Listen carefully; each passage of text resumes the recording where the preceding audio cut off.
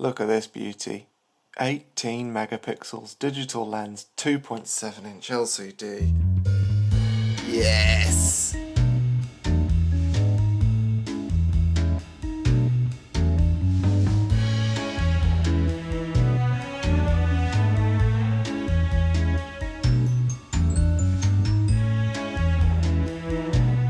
Pretty, hey? Very nice indeed. I honestly couldn't tell you why I've decided to bring the whole box up here. No idea. Right then, so as you probably immediately guessed, last week I was doing some late night shopping again on Amazon and I found the cheapest camera that appeared to be on Amazon. So immediately I obviously bought it. Now I'm going to spare you the entire unboxing. There's really not much in this, but when was the last time you saw one of those, like a mini CD thing? I don't even know what it's for. But here it is. Here's what we came to see. So this is the 18 megapixel. There doesn't appear to be a model name other than 18 megapixels, or a brand name for that matter. It's incredibly light, which sometimes can be a sign of quality, I guess. What's not often a sign of quality is that the shutter button does not face exactly the same direction as the power button, which appears to be wonky. Perhaps that's some kind of braille, so you can tell which is which perhaps. Probably not. I imagine it's shoddy workmanship. What else is there to say? The lens is the size of a grain of salt, so that's good. There's a funky, if a little stiff, switch, plastic switch, to move between landscape and macro modes. Quite impressed they exist, to be honest, but they look like the only two options. And there's an LCD, which has a lovely welcome message, literally. The other thing I do like about this straight off the bat is the sticker that was synonymous with Naughty's digital cameras point and shoots. Remember those? If you ever had a point and shoot about 10 or 15 years ago, it came with a sticker like this. But yeah, the aim of the game today is to give this little test, basically. I'm not expecting miracles. This was about £30, which works out about £1.50-ish per megapixel. So, I mean, what I do quite like is that there's nowhere for a tripod mount. It's a camera after my own heart, that. All right, first pick stop. Do you get it? Pick stop? Terrible joke. Right, I'm going to take a number of photos here. Obviously, I can't see what the photos look like. Well, I can. I've got an LCD, but it's got about 3 pixels. I'm not expecting to see any great detail from the LCD, so I'm not going to be able to see these photos till I get home. So you're going to know about them before me, so just bear with me until I get home and I can give my judgment as well. Actually, I might take some photos on my phone so that you can compare side by side. This is a Pixel 2, a Google Pixel 2 XL, I think. I bought it 2 or 3 years ago and it's fine. It was a lot more expensive than this, but it's a phone. You make your own mind up. Just make sure we're in landscape mode on the little button. I mean, it's a beautiful scene. Not really too sure what we've got in terms of focal length either. I'm going to guess it's the equivalent of about 35, something like that. Call me a pessimist, but I don't have a huge amount of confidence in the life of this battery. Look how tiny that is. It's like a little biscuit. So I've bought my power bank because it has actually got USB charging, which I was quite impressed with. So it's quite a big plus point. I'm not going to be able to get this battery back in now.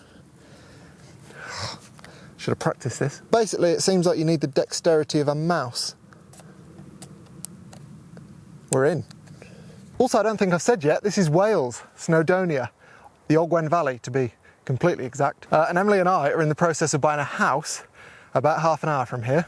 So I hope you like the look of it, because I'm going to be here all the time in a couple of months' time, providing we get the house. And next year, I think I'm going to start doing lots of workshops in this area too. So if you're interested in those, I imagine my newsletter is the first place I'll announce them. Be a lot of fun. Actually, some of you might remember this area from just a couple of months ago. I filmed a video just over there where that break of sunlight is. I was yabbering on while the light was amazing on Trifan, which is that mountain there. Can't see where my finger's pointing. Yeah, that was fun too. Much colder than today.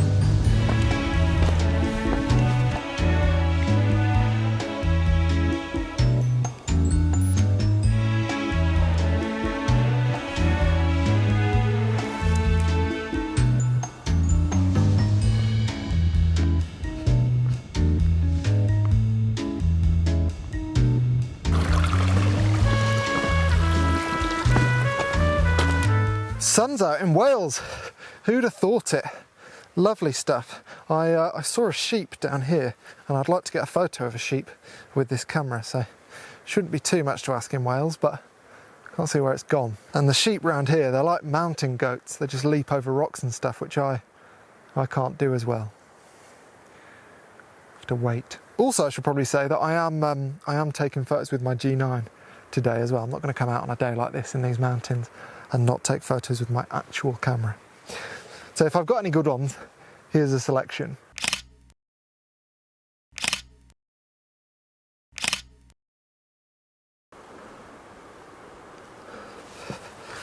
I should probably find somewhere to test the macro as well before I go home. Some heather down there. I'll do that. Turns out it's a bit early for the heather, so you have to take a photo of some dead stuff. Yes, look at that. Beautiful. Maybe.